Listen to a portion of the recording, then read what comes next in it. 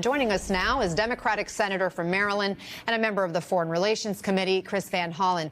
Senator, good to have you here. Several of your Hill colleagues are voicing concern that the president bypassed congressional approval with these strikes. But is there anything you can do as a body about that? Well, Anna, it's good to be with you. It's not just bypassing congressional approval and notification. This was a direct violation of the Constitution, which, as you just discussed, provides Congress the power to declare war. And when you take offensive action and drop bombs on another country, that's clearly an act of war. So what we are going to do this week in the Senate, I'm not sure about the House, is take up and vote on the War Powers resolution that Senator Kaine has introduced.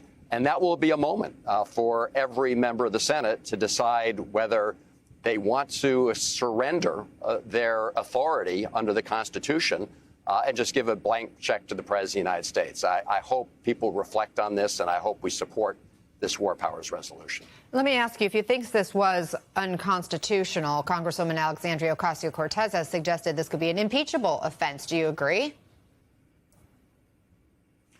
Well, it is a violation of the Constitution. As to what the best remedy is at this point, my view is that it's proceeding with the War Powers resolution and trying to muster bipartisan support for requiring the president to come to Congress if he wants to take any kind of further offensive action. I mean, the president recently suggested that his aim was really regime change. I mean, that would require obviously full engagement of the U.S. military, as we saw in Iraq. So I think that the best focus right now, Anna, should be on the War Powers resolution.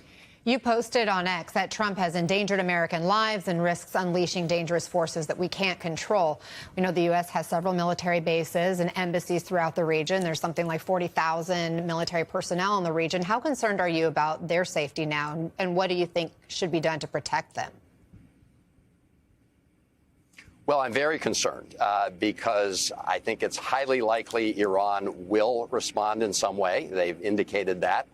Exactly what form that takes, we don't know, but it clearly could endanger our forces in the region and Americans around the world. And again, you know, the question is why. And it was very revealing that yesterday Secretary Rubio essentially ignored the intelligence that has been provided by the U.S. intelligence community that says that Iran has not decided to proceed to acquire and build a nuclear weapon. He said, forget about the intelligence. Well, that's what happened in Iraq, right? It was all about weapons of mass destruction. We went into Iraq under false pretenses. Here there was time for diplomacy, and instead, Anna, what the president did was put Americans at risk rather than go down the path of negotiation to see if we could accomplish our goals in that manner.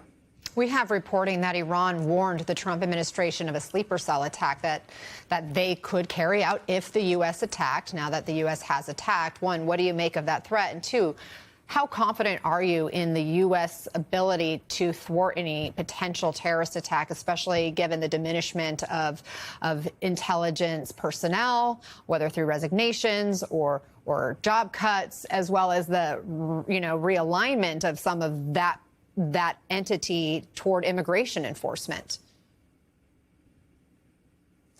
Well, Anna, I am very worried about the attacks from the Trump administration on many in the intelligence community, because what we risk is politicizing the intelligence. And we require and rely on that intelligence to decide exactly what kind of threats we are going to be facing from Iran, including the one you just mentioned. But it's really bad news when the president of the United States throws his own intelligence community and assessment under the bus. It's not just Tulsi Gabbard. She was expressing the views of the intelligence community. It reminds me in his first term about how, President Trump said he trusted Putin's intelligence over American intelligence. When you go down that road, you endanger American lives.